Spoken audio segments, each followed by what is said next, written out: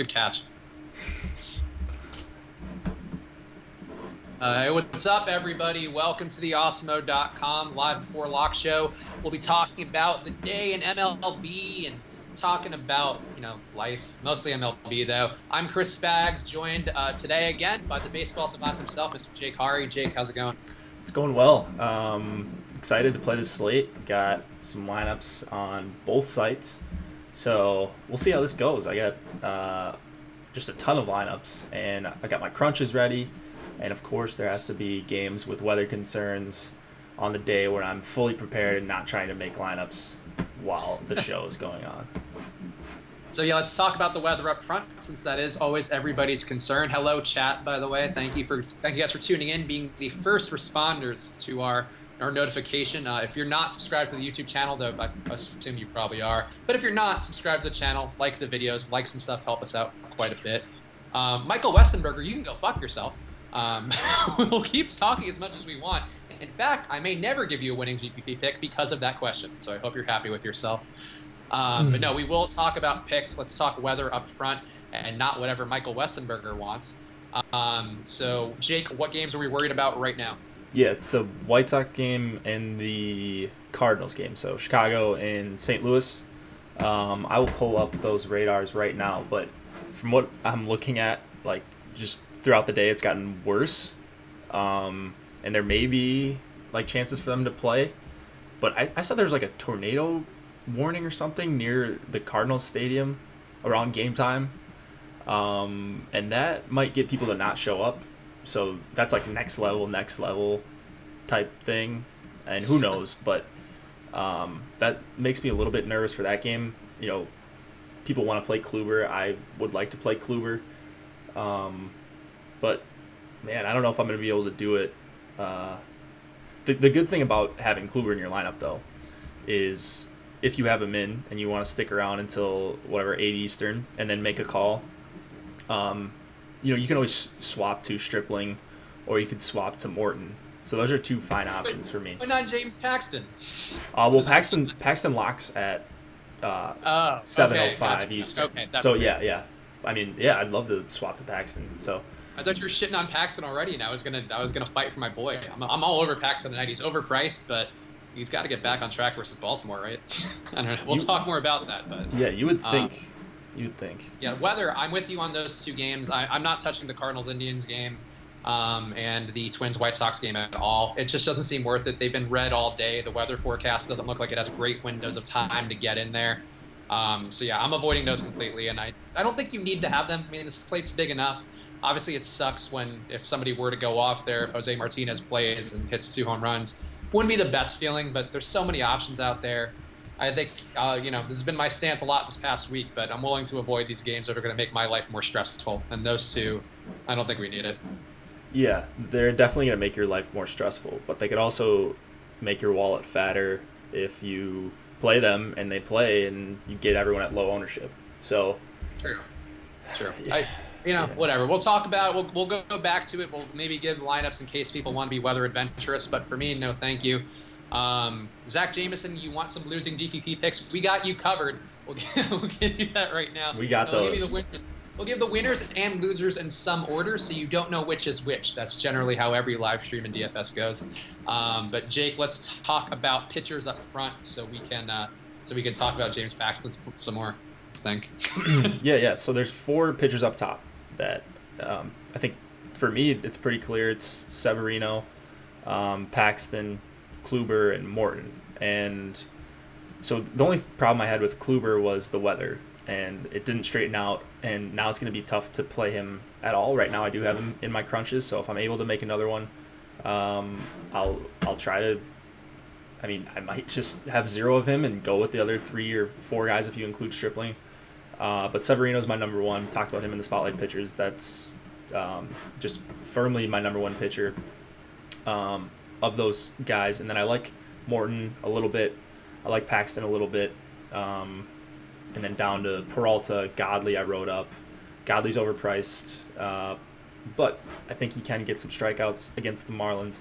It looks like he's back into kind of what we saw last year when he was dominant for a stretch. And I wanted to play Lance Lynn, but I don't know if I'm going to be able to do that now, which kind of sucks because he was another mid-tier guy, kind of my pivot to Peralta, who I also have a bunch of, and we have him projected very highly. I think they're probably saving you from yourself with you not playing Lance Lynn. I think it's a bit of a danger spot. Maybe. It's never fun to play Lance Lynn, but the White Sox have been pretty bad against righties. So I was just looking for just anything in this range, and now with that weather, I probably am going to have to run another crunch without Lynn in it because I've just got too much of him for that weather. So we'll just go back to Paxton since he is a top-of-mind pick for me, mostly because we have him projected under 5% ownership. He's obviously shown some crazy upside. I mean, he's thrown – did he throw like a no-hitter or a perfect game this year? So yeah, if you feel like – yeah, no-hitter. So that's that alone should probably give you a hint of what you can do versus a very mediocre Baltimore Orioles lineup. I think, to me, Paxton seems like the sneaky play of the day to get in there. A lot of people are going to remember, obviously, he's been rocked the last few times out, but going against much better teams than the Orioles, I don't know. I feel pretty good about Paxton tonight relative to some of those other guys, especially since Kluber's got weather concerns. Severino, I get it, but Philly's been pretty volatile. Like, I think they grade out poorly on paper, strike out a ton, but there's so much power, and Severino will kind of get hit by that sometimes. I don't feel great about Severino. I feel better about a chalky Peralta than I do a chalky Severino. Oh, I feel much better about a chalky Severino. I think he's elite, and 13.1, yeah, it's expensive for sure, but Philadelphia strikes out the most against righties on the season, and I just think he has like the advantage against everyone in this lineup. Yeah, there's a little bit of wind blowing out, but he's just the one guy I couldn't really like. I couldn't say any like negative things about not wanting to play him out of the top four. So by default, I think they're all bunched together. But since he's the guy that I can't say negative things about, I just want to play him the most. Okay, that's fair. I think to me, I always, whenever the top pitcher, especially on a slate this big, kind of gives me some degree of pause, I think I'm like, you know what? I don't need to go that way. And if Severino's going to be chalky and I don't know, just like you have Hoskins, you have Hernandez, you have Odubel Herrera, you have Carlos Santana, Nick Williams. All those guys can hit. Even Knapp down at the bottom of the order, or down at seventh rather. I don't know. Like it's not a perfect spot for Severino, and I want a perfect spot if I'm going to pay that much for a guy. That's fair. I mean, I think you make a decent point in that it may not be a perfect spot, but I think it's pretty good. But if you don't feel like it's the spot for him, then yeah, it's going to be hard to pay 13-1. I think it is a much better spot than you do, so that's kind of where I'm at. But there are other options in his range where if you don't like him, I wouldn't blame you for going to another guy. I just want to point out the Klein 25. Nice job nailing Maeda tonight. Yes, I am. I am officially a pitching expert. Me and Kenton Maeda, best pitcher on the slate, even though what's his face threw Snell through like 7 no-hit innings. So Maeda, I'm very proud of him. I felt like he was another guy in the Felix Hernandez camp where sometimes you just have to believe in these guys, and that's enough to carry him through. that's how baseball works, right, Jake? Yeah, you believe exactly. enough. You just have to if they're in your lineup, you just confirmation bias is the best thing you can do, and then they go out there and pitch a gem every time. It's amazing. It's all you need every single time. A little confirmation bias goes a long way. Let's talk more about Peralta, because obviously he's going to be possibly the most popular pitcher on the slate. You're playing him more than you're fading him, I would presume. Yeah, I think so. That ownership is for like middle stakes. I think he'll be the ownership on our site is used for like mid stakes, I believe. So I'll probably be over the field. I'm around that percentage on DK. On FanDuel, I'll be under that, obviously, because you kind of cut it in half. There's only one pitcher spot. So I'm around the field, maybe a little bit over. If he was going to be like 10% or like 8% or something, I would still be at 30. I would want to be way over the field because I think he's pretty good. The plate discipline stuff is insane. 14.3% swinging strike rate. He's amongst the league's lead in whiffs per swing rate. I mean, he just looks like what he's done so far has been incredible. So for 7-9 at home, the Royals don't strike out as much as your average team, but I think he can get some strikeouts and go deep. So what's not to like besides the ownership? Yeah, I'm with you. I mean, there's nothing that particularly scares me about Peralta, and I think that's why I'm more okay with him than Severino. Obviously, as Jake said, the Royals don't strike out a lot, but they also don't do anything else well either offensively. And I mean, Peralta's strikeout numbers per 9 are, I presume, untenable. He's averaging 14.36 Ks per 9. But what I like is that versus both lefties and righties, he's pretty even. Gives up some more hard contact to righties, substantially more to righties. So if you are going to try to fade Peralta, which I think I did in like 1 or 2 lineups just to kind of, just because, I would stack the righties in that lineup more so and some of the better lefty hitters. But I think his numbers overall just look so good to me that I find him hard to avoid. If you're a premium member of Osmo.com, Alex has an article up now where he breaks down his lineup card for the day. And he also mentions that Peralta seems about $2,000 underpriced for his performance. And he doesn't mind going with a pitcher like that because even if he does his average kind of performance, he's going to be in range for you to be viable in a GPP. So to me, Peralta is my favorite play of the night. There is risk given a limited sample size, but Peralta is the dude for me today. Yeah, certainly risk. Just if he can't get the strikeouts or, some batted ball luck or whatever. But Vegas has a lot of faith in him too, which gives me. I don't use Vegas as my first thing in my research, but it definitely helps that he's a minus 210 favorite here, kind of getting that extra backup research. Yep. Maybe see some extra at-bats with the money line that large. There's a chance he pitches a little deeper, and I think that's another concern that Osmo raised. If you're a premium member, check out that article. Apparently a lot of interesting things that I wanted to mention in chat. But he also referenced that Peralta hasn't actually gone deep in games a lot in AAA. But if Vegas thinks he's going to go longer into the game with that money line, I think that is a possibility. People asking about Frankie Montas. I will not be going that way tonight, but Jake, what do you think? Yeah, I'm not on Montas either. He just hasn't been that impressive to me. Like, the results have been good, but swinging strike rate isn't very high. The chase rate isn't high. He's not getting whiffs. I don't see the appeal with him, honestly. So I don't know. I mean, if you want to use him as a pivot to 40% Peralta or whatever, and I don't think he'll get to 40%, but if he is in like a $50 tournament or whatever, then sure, but I don't see the appeal. I actually like the Tigers bats. I like Leonis Martin and Candelario and Castellanos, even down to John Hicks. So I'm more on the stack against Montas than play him. I actually excluded him from my player pool. Yeah, I didn't go with Montas at all, and I would agree that I would probably rather stack against him. He has one of the worst hard hit percentages on the slate. He's brutal versus lefties, 742 xFIP, which is not good. I think that would be the worst out of anybody versus any handed pitcher, or rather any handed hitter tonight. And then, Detroit is they're not a great grading out team, but they're competent enough where they could do some damage. They do have some switch hitters and lefty bats up top, so I would definitely stack them against Montas more than I would go with Montas personally. Yep. Any cheap pitchers tonight that would jump out? I don't think there's anybody who I'm crazy about. I think I have like 1 or 2 Chad Bettises, maybe 1 stupid Bibbins Dirks, who's terrible, but same logic as you, where, hey, if everybody else fails, maybe Bibbins Dirks being mediocre will be enough.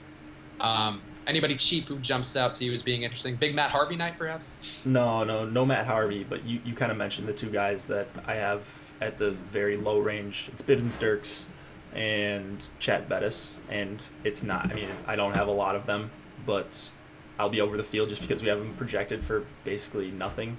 I know Bibbins Dirks this morning, we had him at like under 1%, but Bibbins Dirks, the one thing that I can say that's pretty good about him is his chase rate. It's like 37%, which is pretty awesome, and the Padres aren't a great hitting team. Some righties in there. The weather's terrible for pitching, like absolutely atrocious, but we've seen him have good starts, and I'm not expecting a lot of strikeouts, but against the Padres, he could rack up a couple. He can go 5 innings. I think he's got a decent chance to get you double-digit points, which is valuable on a slate with not that many great pitching options below the top 5 guys. Yeah, I agree.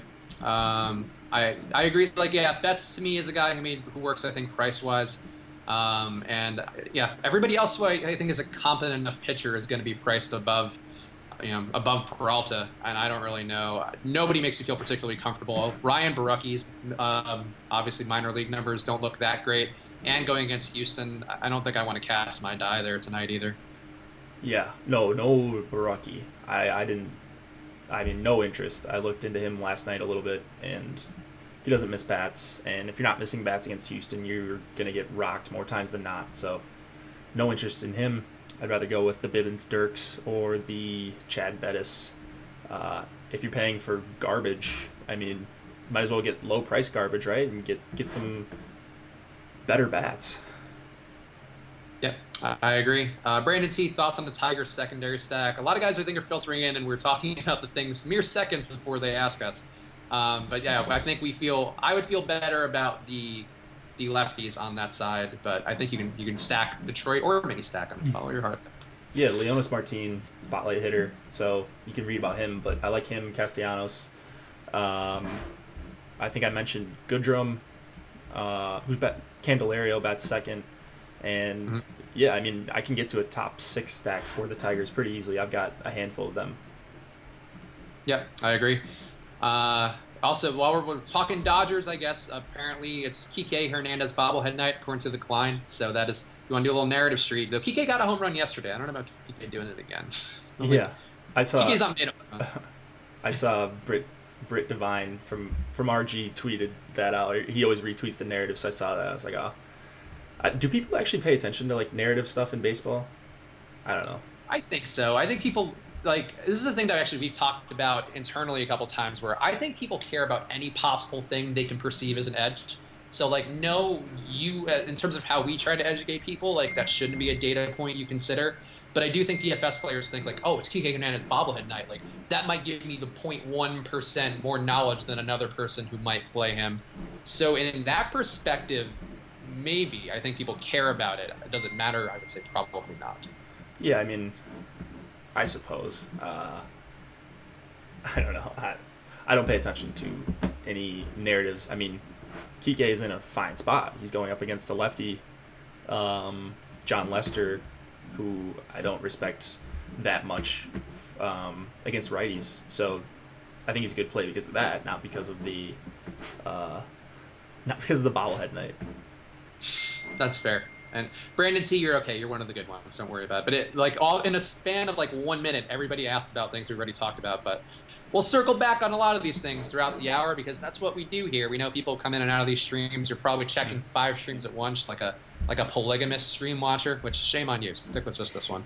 But weather concerns. Let's touch about them one more time. Are we still? I guess the 2 games we're not feeling great about are the Cardinals, Indians, and the White Sox and Twins, right, Jake? Yeah. Neither of them look that appealing. I think you can play some bats, you can play some stacks against them. I've had such bad luck with weather this year. I'm glad I don't, people don't follow me for my weather because you would probably hate me by now. But I think I'd take more risks with weather.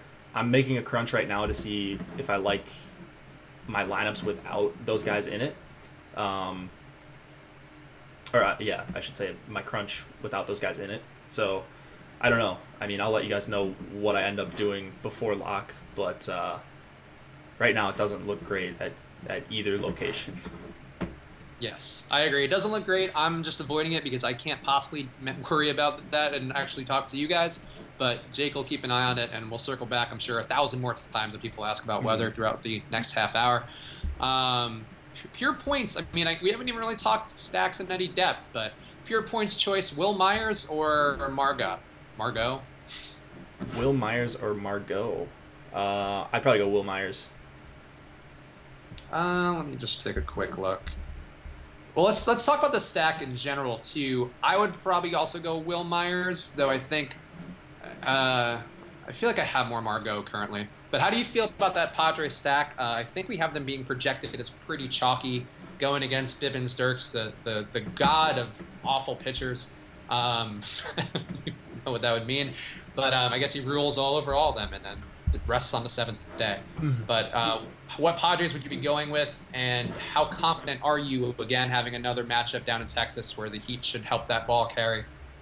Yeah, I mean, the Padres stack is firmly in play. I mean, they've got a bunch of guys with power. Myers, we mentioned, Margot, Hosmer, I like a ton against Bibbins Dirks. I even like down to Galvis for 3,300, batting 8th. I don't think many people are going to include him. But just that weather, man, like that's clearly the best hitting environment on the slate. And the wind blowing in doesn't really matter to me. I don't think the wind affects that stadium that much.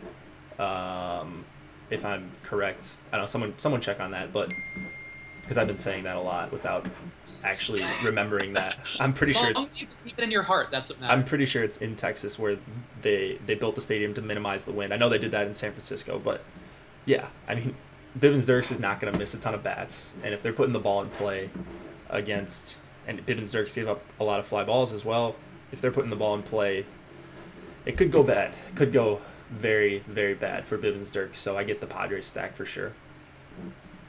What other stacks are you feeling the most so far? A lot of people mentioning the Diamondback stack, which I think it jumps off the page right away, but where else are you looking, I guess, including that?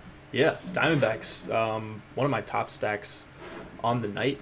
Let's see, what else do we have here? Let me go to my stacks page. I like Detroit. I mentioned Detroit. Houston is pretty obvious against Barucki in his first start. And then I like Cleveland, but I don't know if I'm going to end up with much of them. I have some of them on FanDuel, and maybe that's going to be enough for me. But Texas, a lot against Tyson Ross. I'm kind of mad that they didn't put DeShields at leadoff against Ross because he's so bad at holding runners, and DeShields has 15 stolen bases on the year, but you can still play him, I think, in the 9 spot.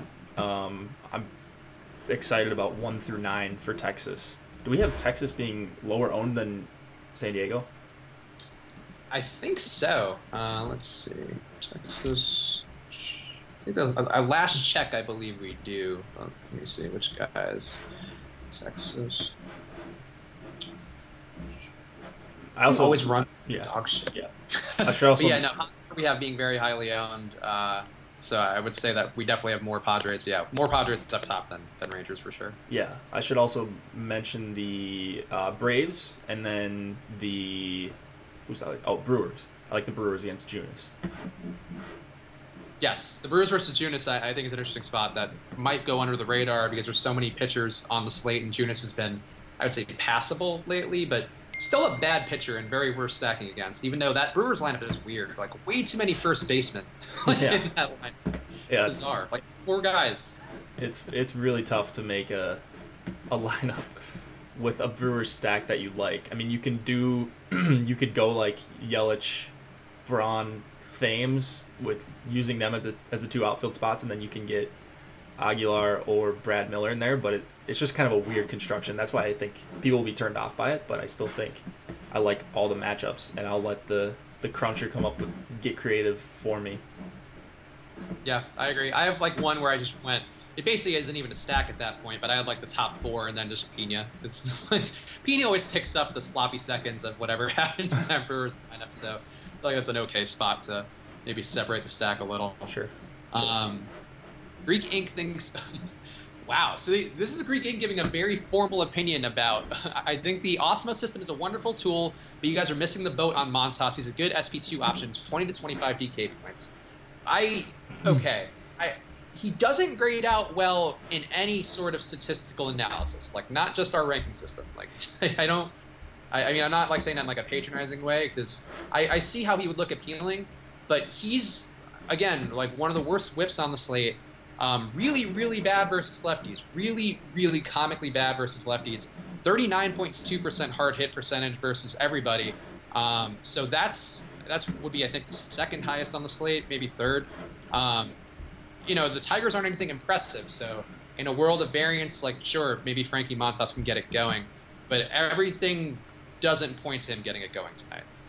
Yeah, I kind of agree with you. Only a 15% K rate on the year. And on DK, I want guys that can get strikeouts at that price. If he's under 6K or something and you just need a punt, then sure. But he's on the road here. It's not a great pitcher's park. It's more of a neutral park, maybe even more of a hitter's park, actually. And then I just like so many guys with their matchup against Montas. Like I mentioned, Martin and Castellanos. I've got even some Victor Martinez, Goodrum, and they're cheap.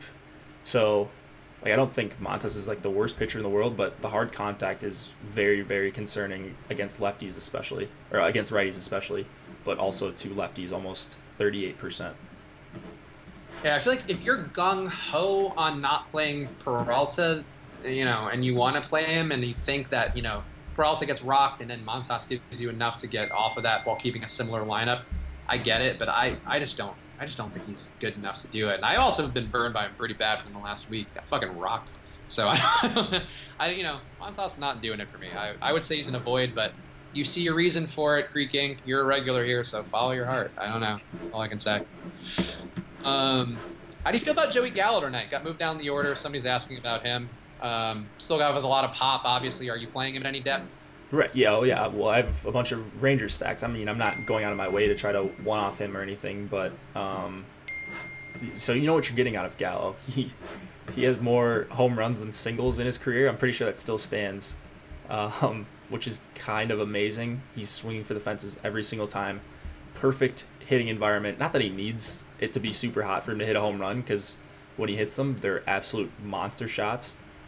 But he's got guys in front of him that I like, Chirinos and Profar and Odor and Beltre. Like, if those guys can get on base for him, Tyson Ross isn't going to be able to put him anywhere or just throw junk to him. So Ross gives up a bunch of hard contact to lefties as well. I don't know. I mean, he's got a good chance to go yard, I think. Relatively good chance. I'm not saying he's a lock or anything, but... a lot of power. He does have a lot of power. That is the one thing that he has going for him. Apparently, Brandon Smith asking, Moto Blinders is super high. As long as you mention the name in the garbled form, I will always read your question. Moto Blinders is super high on the Angels' bats. What are your guys' thoughts? Obviously, they're going against David Price tonight, lefty. What do you feel like about the Angels? Yeah, I mean, I don't mind stacking against Price. I mean, mostly getting my Angels exposure with Trout. I've got some Andrelton Simmons. Maldonado is fine as a punt, but it would be up to the top 6 for me for the Angels. I wouldn't be like trying to get in Chris Young or Fletcher or Michael Hermosillo. I don't know how to pronounce it. I mean, so Hermosillo, I don't actually have the sample size in front of me, but on base percentage, 455, 250 isolated power, BABIP of 6.67. So hey, it's probably like 5 plate appearances versus a lefty, but I could see why they would feel strongly about it. I mean, Trout, Upton, like Jake said, Trout, Upton, Simmons. I actually don't mind Fletcher. Like there are a couple guys I could stack here. I see why they might go that way. I always like Price more than the industry does, though, and that's worked more often than not for me this year. I think the last time he played, though, he did get rocked, and that didn't play so well. But I just don't think Price is that bad. He's great at Fortnite, too, if that matters. Didn't he get hurt playing Fortnite or something? He did. Yeah. He has like carpal tunnel or something because of playing Fortnite, or light carpal tunnel. Was that him who did that, or was that another pitcher back in the day with Guitar Hero? Like, just... I think somebody else did too, but there was like reports of him being hurt because of it. I think he's now made it a joke, even though it actually might be the truth. That's kind of amazing. He knows how to use a meme to his benefit. Yeah. What were we talking about before? I thought I had something to say. The Angels. The Angels. Oh, yeah. Okay. Angels against Price. That makes sense. In the past, I've liked to target against Price, but he's been a lot better, and I was doing it more at the beginning of the season. So, like, I don't know. I don't think it's a terrible play by any means. I'm sure there were some sharp guys on it, and maybe I'm just overlooking the Angels stack, but it's mostly Trout and maybe Simmons and Maldonado for me. Okay. Yeah, I agree. I think that those guys are definitely the best up top. I don't mind some of the cheaper guys if you are trying to, have a stack that it's not a perfect stack, but it is one where you have a couple cheaper bats in there with maybe some upside. Also, Hermosillo striking out 46% of the time versus lefties so far. So we're pointing out small sample sizes. Dang. What a situation for that Michael Hermosillo. Who else do we feel like is going to be low owned? Actually, well, a few left questions. Seattle stack. Is that one you're going to at all tonight, Jake? Yeah, I mean, I like Gausman, but I'm not really on him tonight, and he does give up stolen bases too. So I like D. Gordon and Segura at the top, and then Haniger, Seager. I mean, I prefer those top four, but Span has speed too. Like, it just isn't a good matchup for Gausman, so that makes me want to target these Mariners bats. And it's a pretty low total, good hitters park, wind blowing out, 80 degrees. If they're not being talked about, I thought they would be a pretty obvious stack against Gausman, who has some home run issues. But yeah, I like that as a contrarian stack if that's what it's going to be. Yeah, I mean, I think they have enough guys in there who, even with Cruz out, and actually I'm sure Cruz being injured will get people even more off that stack than they would have been otherwise. So I think they have enough guys who can do damage. And people always underrate the Mariners. I think people still think the Mariners are a terrible team, and they've been fairly competent, at least from a fantasy perspective this year, and won some pretty big games, or at least stayed in some pretty big games versus other tough AL teams. So I think they can do it. It's not one of my favorite stacks on the night or anything. What's your favorite really under the radar one right now? I'll give you mine up front. I'm going against Chad Kuhl a little bit tonight again. Nobody is going to be playing Mets tonight. I'm pretty confident given in how terrible that lineup looks on paper. But they have a couple good switch hitters. Obviously, Conforto, the strongest lefty bat. Kuhl substantially worse versus lefties. And as we've discussed in the stream, I do not like Chad Kuhl. What about you, Jake? Do you have any stack that maybe only appeals to you and nobody else in the world right now? Well, I mean, I thought the Tigers would be a little bit more chalky than what we're seeing. I love the Diamondbacks. Their run total has increased as the day has gone on. And then, I mean, I don't like targeting against Arrieta, but are the Yankees just going to be unowned? Because I haven't heard much talk about them today. Yeah, I actually haven't either. It's funny because nobody's saying play Arrieta either, but nobody's definitely advocating for the Yankees. Let's see what's Stanton at. I feel like that's always a good benchmark. Stanton, come on. So we have them. So Stanton we have as being 2% right now, which I don't think he could ever possibly get quite that low, but that would be very low if you were getting a Yankee stack starting with Stanton at 2%. Yeah. So when I first looked at this morning, I just assumed that people would be on the Yankees, but there are quite a few good spots. So if they're gonna under-owned team, wind blowing out here as well, and then you've got guys with just massive power and Judge and Stanton, and Gleyber Torres has a bunch of power. Greg Bird hasn't been very impressive yet, but man, I like it as a stack. I even like Romine for 3,600. Yeah, I agree. That's obviously a good way to save some money as well. Yeah, I don't see anything wrong with that as a move. It's just obviously you're not going to probably be able to afford any of the top pitching, but that would be different. That would be a different way to go. And a good place to go because it's a team who can score a lot of runs. So I don't know if that seems obvious, but people seem to forget that the Yankees can also score a lot of runs, and at 2% to 5% ownership for that stack, that is a high potential stack there. Someone said, doesn't Osmo like Arrieta in his article? Well, you got to be premium to read that. You know what? He mentioned him as being a pivot point, but I don't know that he fully advocated for him. No, he said he wouldn't. Okay, his exact phrasing is, "I won't be afraid of taking some cheaper pitchers like Jake Arrieta." So that's kind of Osmo talk for he's gonna have a little bit of them, I think, and not like he's gonna be going nuts on Arrieta, I would presume. And speak for the man. That's how I interpret that as well. How about an Arizona mini stack tonight? 3, 4, 5 to be exact. Arizona, to me, you can stack a million different ways, and I think they're really interesting tonight. Arizona, yeah, I think I just mentioned them.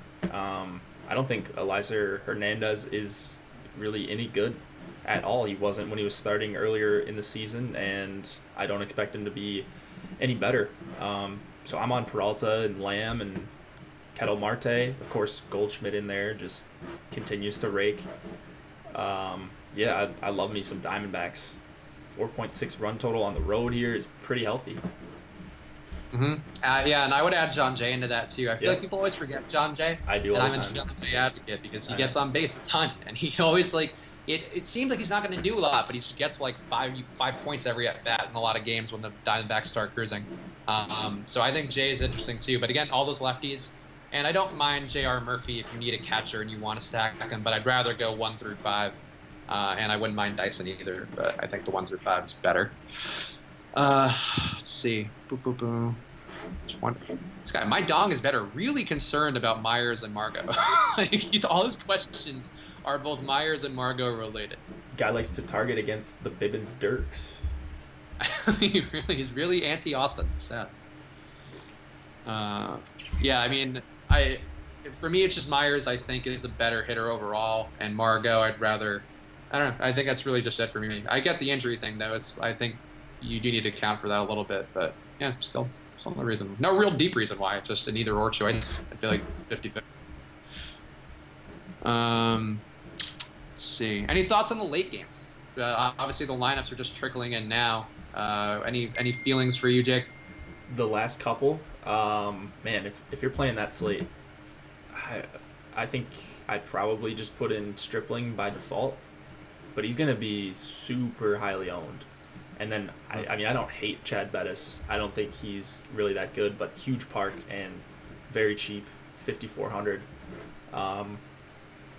Man, that slate looks pretty rough, honestly. Yeah, I like Stripling for the main slate as a pitcher, but yeah, having to own him at the, probably like an 80% ownership. I don't know what our numbers are on that right now. So if I were playing the late slate, I wouldn't feel particularly enthused about that part of it. I don't mind the Dodgers tonight, I guess, though I don't really want to go against them. I don't know. I actually didn't look at either of these games from any hitting perspective. And I think the only thing I was just like, yeah, Stripling, maybe Bettis. That's probably how I feel about it. So if you're going to stack, you're probably going to want to stack against Holland. I would agree, actually. Yeah, I like the super expensive. The only problem with stacking against Holland is that you've got Arenado and Story, who are priced like they're almost in Coors, but they are against a lefty. I can see them hitting the ball super hard against Holland, so that's appealing, and LeMahieu as well. So I'd probably go with some sort of Rockies Dodgers stack in that late game because I like targeting against Lester with righties. Yeah, I think that makes sense. Let's see, anything else? Great. Oh, Jake, you made this guy's day by liking both of his stacks. So great job, Jake. Let's win all the money then. Let's win all the money. How in the hell did Josh get vacation time already? It'd be shocking you to learn Greek ink that we don't have very stringent rules, and Josh also has very little shame. So that's both those things work out well for somebody taking a vacation real fast straight away. Yeah. So you'll have one more day of just me tomorrow morning, and then Thursday the plan is Josh is supposed to be back. Yes. So allegedly the Chubster will make his triumphant return on Thursday. And we'll be back to our usual schedule then until somebody else disappears for a week, and then it'll all be screwed up again. Who knows? Let's see. Oh, we want to do home run picks? We haven't done that yet. Oh, yeah. Let's do it. I want to pick again. Who? I want to pick Freddie Freeman one more time. I feel like it's now been this would be the third day in a row, but god damn it. It's got to be tonight. Because the law of averages says if I get off him now, he's going to hit the home run, and that pisses me off. So I'm sticking with Freddie Freeman one more night. I won't pick him tomorrow, but I'm picking him again tonight. Okay. I was watching that Braves game, actually, for quite a long time. They were doing great. The stack was great. Just Freeman didn't do a ton. He didn't do enough. He didn't look that good at the plate. I don't know what it was. I mean, not Fultonevich, but Molly has okay stuff. But in the at-bats I saw, he didn't look great. Like, he struck out on 3 pitches one time with a bunch of guys on, and that's not usually like him. I'm not sure. Maybe I was just my eyes deceiving me. But narrative street, but I get it. Maybe he's not taking the belief in him well. It's different players respond differently. Maybe he's not an encouragement guy. He needs me to be mean to him. So fuck you, Freddie Freeman. Hit a home run for me. You dick. Stop not hitting home runs and be better. You Right. jerk. All right, so mine is, I mean, I like it. I think he's kind of, even if he's not, like, this is a great chance to break out of the slump against Matt Harvey. So I love the pick. I'm going to go with my boy Chad Pinder, 3,300, batting second. Yeah, give me some Pinder against Blaine Hardy. Wrote him up in the spotlights. But I gotta update the spreadsheet because I will definitely forget Chad Pinder if I don't. And then what happens if I forget to put it in the spreadsheet is I have to watch our video over again and find where we said it because I'm not gonna bother you to ask about it. We should just be doing it during the show. Yeah, true. Freddie Freeman, one more time, Freddie. Let's do it, buddy. Chad Pinder. All right. You want to look at some chat questions while I add through this very slowly? Yeah, sure. Let's see. People are just saying their dong picks. Will Conforto will hit a home run today? Question mark. I think he's got a pretty good chance against Chad Kuhl. Kuhl struggles with lefties. I think over 43% hard contact, if I remember correctly, against lefties this year. So that is really, really worrisome. And wind blowing out here as well to left center, but still. And I like Conforto a lot, so I think he's got a decent chance to dong.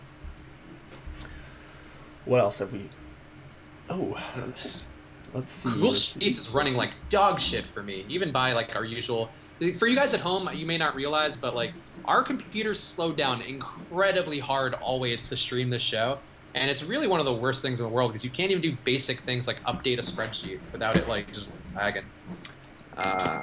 Someone saying Blaine Hardy isn't that bad of a pitcher. I agree. I don't think he's terrible by any means. Just have you seen Pinder's numbers against lefties besides the strikeouts? He, I mean, 64% hard contact is insane. Actually, I have a couple Hardy lineups tonight. I don't mind him. That said, I could see the logic for stacking against him, and I did one of my. He's one of the pitchers who falls into my category of I'm playing him in a couple lineups, but I also need to cover my ass and play a couple of Oakland lineups. So I'm with you on that. Hardy does get hit pretty bad sometimes, but you know I don't think Oakland's any great shakes either. They don't get on base pretty well. They strike out more than league average, and and versus lefties, I think Hardy has some upside. He's a weird pitcher though. Like he gives up less walks and hits per innings pitched to lefties, but he's technically a much worse xFIP pitcher. And his hard contact is much worse to lefties as well. So one of those guys who seems like a confusing puzzle, but I don't hate him for his price tonight. Yeah. Thoughts on not stacking in GPP? Not a good idea. You might win one every 1,000 times, but if you're playing every single day, I think that you're going to end up worse than not. I think our people who've worked behind the scenes have done studies analyzing tens of thousands of lineups, and in general, the more you stack, the more likely chance you are of doing well. Yeah, that said, you do see guys winning sometimes the big tournaments with like a 3-3-1-1 stack, and that's great. But I think over time, that wouldn't be positive. It's just like that shouldn't be your core of everything. If you had one or two of them, sure, but the correlation is everything. You want those extra at bats down the lineup. Jake, you want to chime in on that? Yeah, I mean, I wouldn't not stack.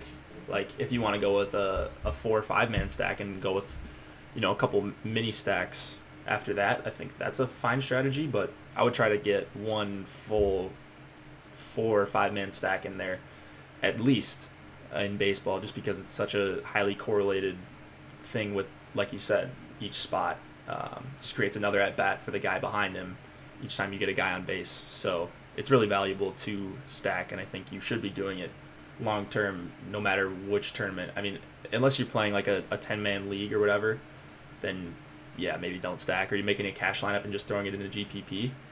But I try to stack as much as possible. Yeah, it's just there's enough data out there to prove that you should be doing that. So it seems like a thing where you'll see people have success, and actually there was some graph that some other dude did where they showed like 25% of the time a random non-stack lineup will win, but you're playing that 75%. So where you're hoping that the stacks pay off more than not. you're never gonna be good enough to guess with all the variants in baseball and pick like individual players from each lineup and hope for the best. It's just not.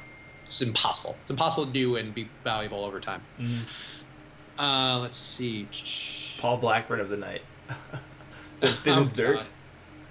If it probably is Bivens Dirks, which is not. But that's a very unconfident Paul Blackburn. I would probably say that Hardy is the Paul Blackburn of the night. I don't know if he's too expensive to qualify, but maybe Bettis. Yeah, I don't know. I would say mine is probably Bettis or Bivens Dirks. I don't even know what that's in reference to. I think I missed that show. Marte leading off against Steven Matz. Yeah, Marte has speed too, so I mean I don't mind his matchup for hitting. If he gets on base, I think he's got a good chance to steal a base. Matz is pretty awful at preventing stolen bases.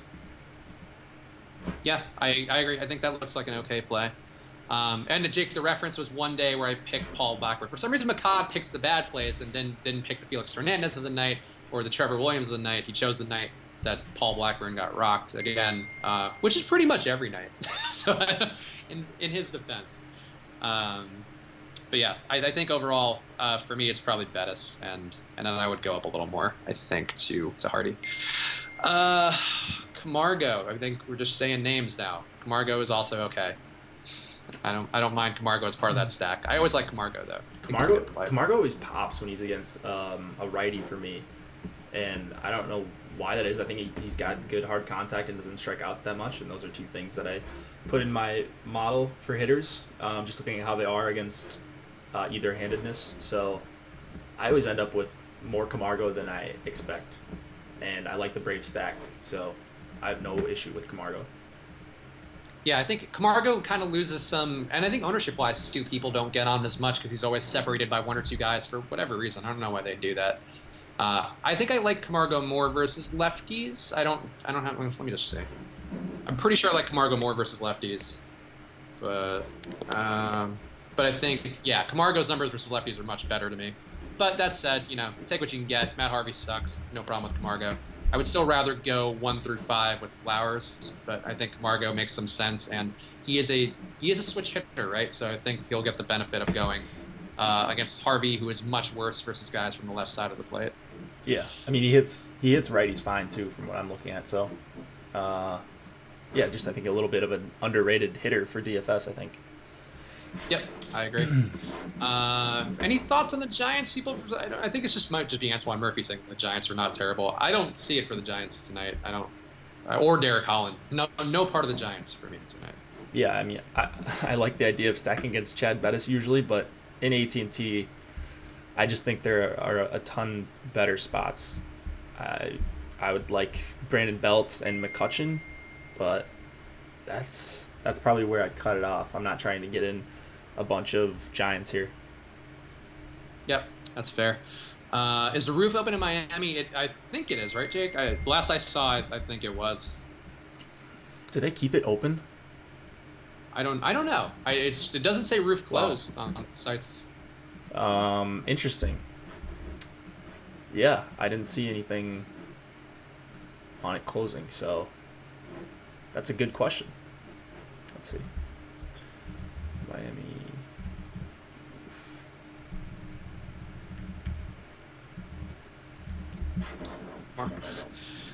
Mark Z giving us life updates, hitting Summerfest in Milwaukee just about every day the next 11 days. How much fucking Summerfest is there? What is going on in Milwaukee? That's a crazy fest. Sounds awesome. Take a break, Summerfest. Have a day off. Good for you, Mark Z. Priorities are important in life. Can't be DFS every single day. I usually take weekends off with MLB slates. So.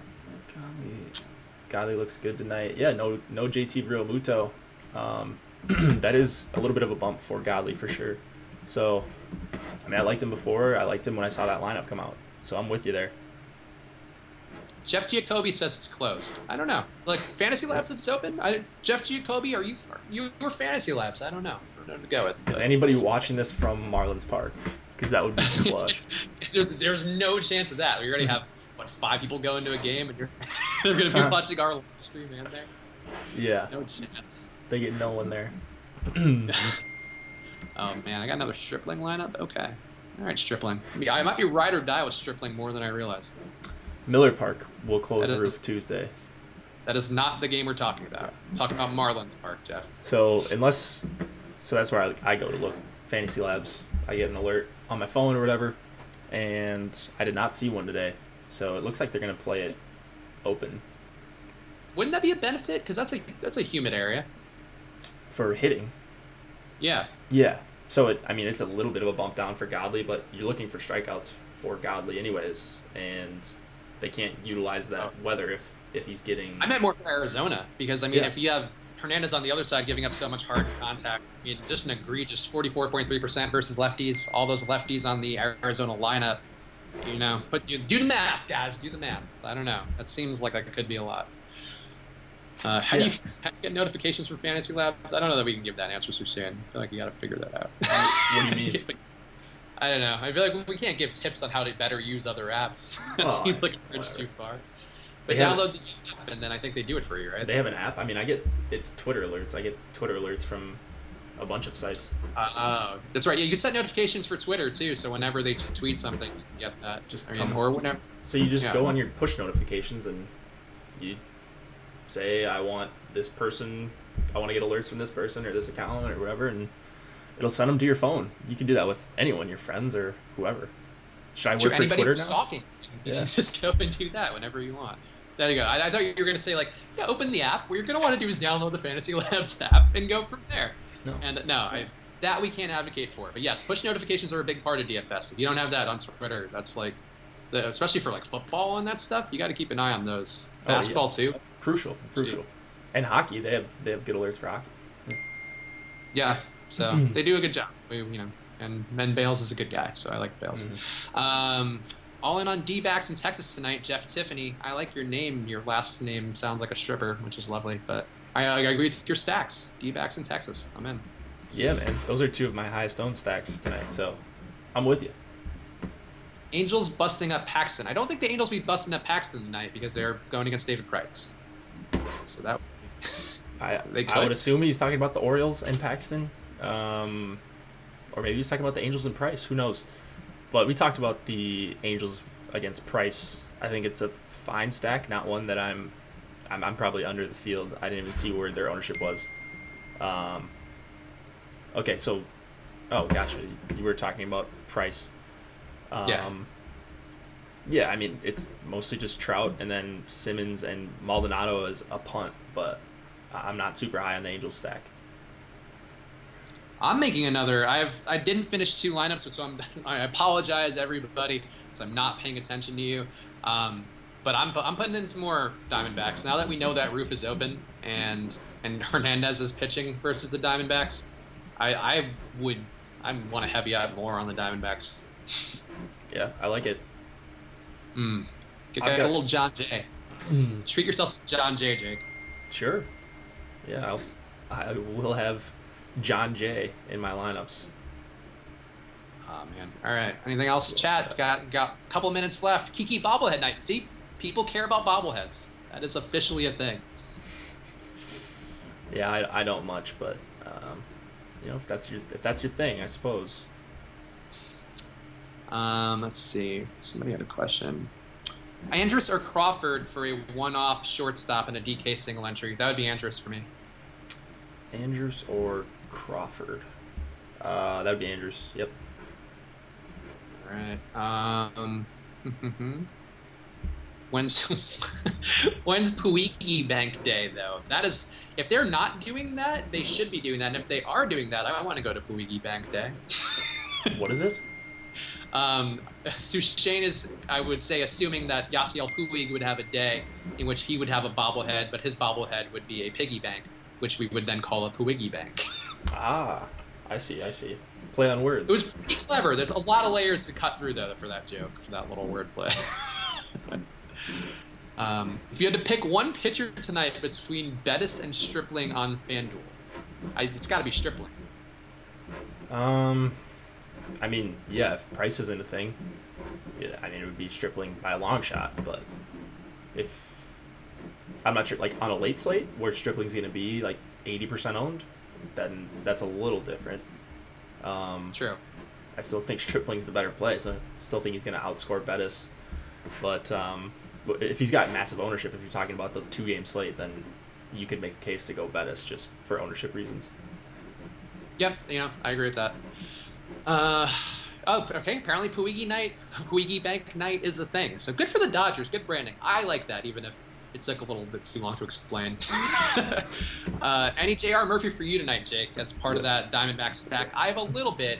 He's my least favorite part of it, but I have a little bit. Yeah, man. He's just got a bunch of power. So if I'm stacking that team up and I like some of the guys in front of him, then I'll gladly take some J.R. Murphy, get that catcher spot out of the way, and it's not like he's super expensive either. So I just don't believe in Eliza Hernandez. So, yeah, I like some J.R. Murphy. I'm with you on that. I think that's a good play. Yeah, I'd rather go the top 5 though, but some J.R. Murphy, sure, why not? How would you order Kluber, Severino, Morton, Paxton? I mean, Kluber is out of the rotation for me. Besides that, I would go Paxton, Severino, Morton. Yeah, I got out of my Kluber exposure on DraftKings. I think I have some of him on FanDuel, but minimal. So I would go Severino, Morton, Paxton, I think, and then Kluber.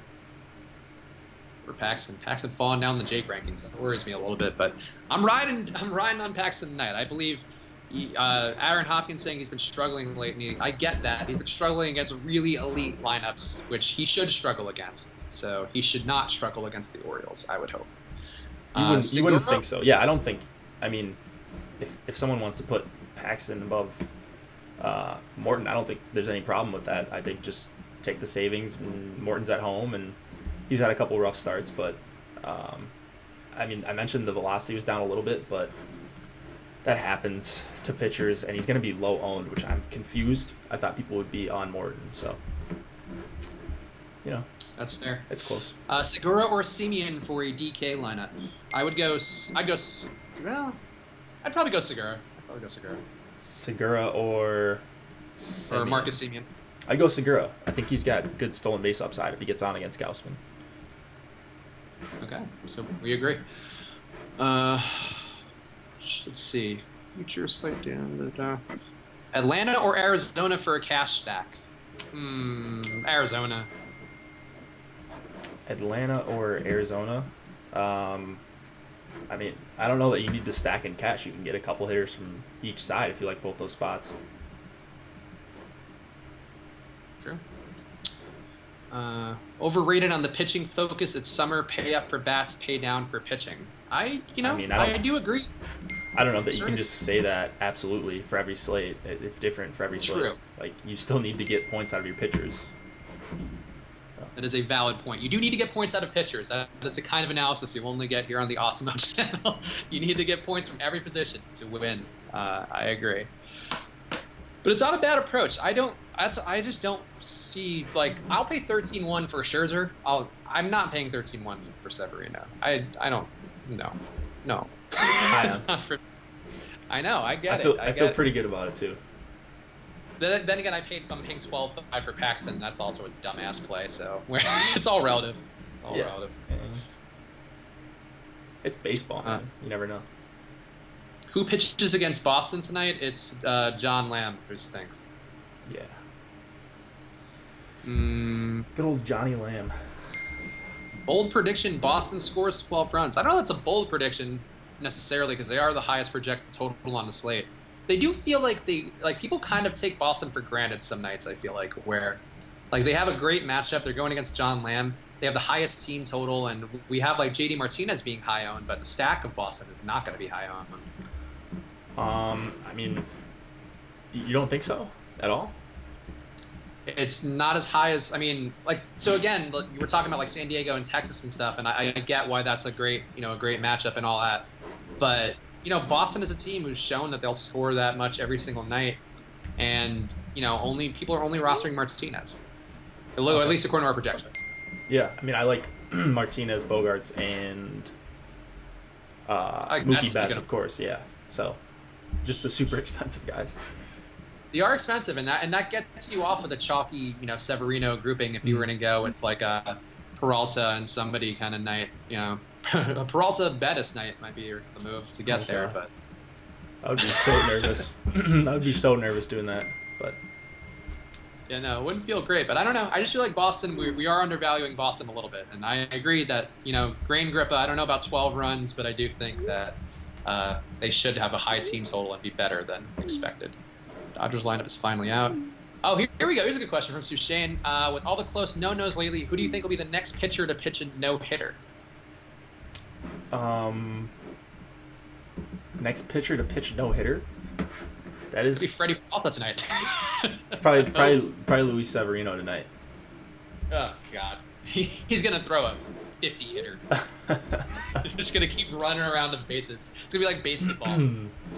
Baseball. All right. What about Jake Lamb? Yes, Jake Lamb should be a part of your Arizona stack. That he is a central part of that. Big, fucking, thick lefty bat. You want him. You want Peralta. You want all those lefties. And cheap too, on DK at least 4,000. I like that a lot. Yeah. Yep. Yeah. Lamb is a key part of that Arizona stack. I would not fade Lamb as part of that. Arrieta, LOL. What happened to Arrieta? Hopefully nothing yet. I mean, I didn't play him or anything, but I assume he's not going to be highly owned. Is Alex coming on? I don't think we're going to have Alex on tomorrow because I feel like Jake's computer, I feel like we wouldn't run well doing that. No offense to your computer, Jake, but I feel like it's going to lag if we have Alex too. So we'll probably have him on Thursday or Friday and make Josh do it. Josh is basically our producer. I mean, I could probably make it work.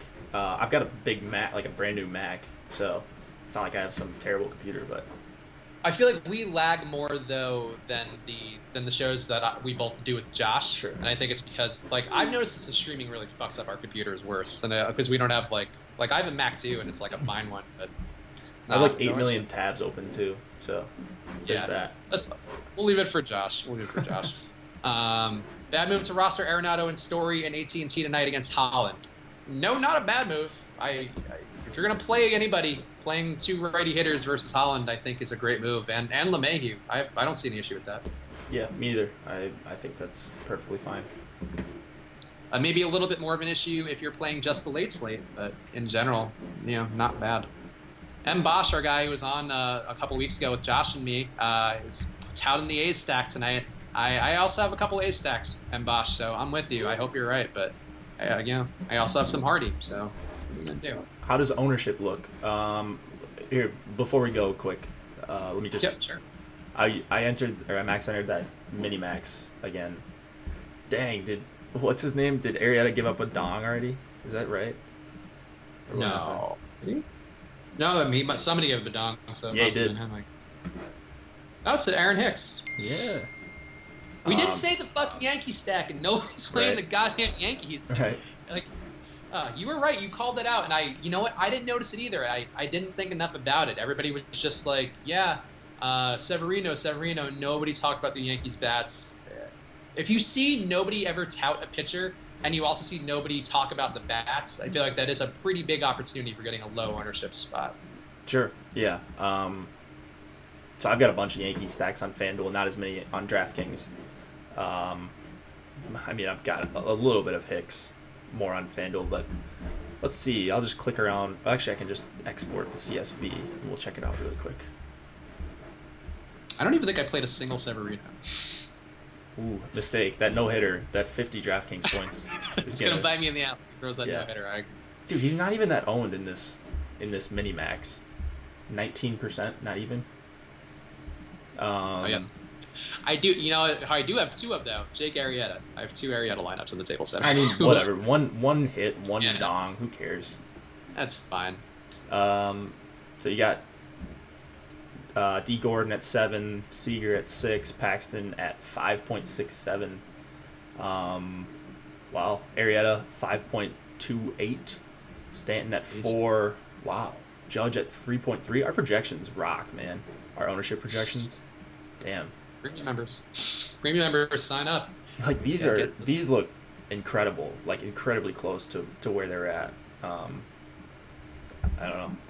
That's my favorite part of the tools we get to use.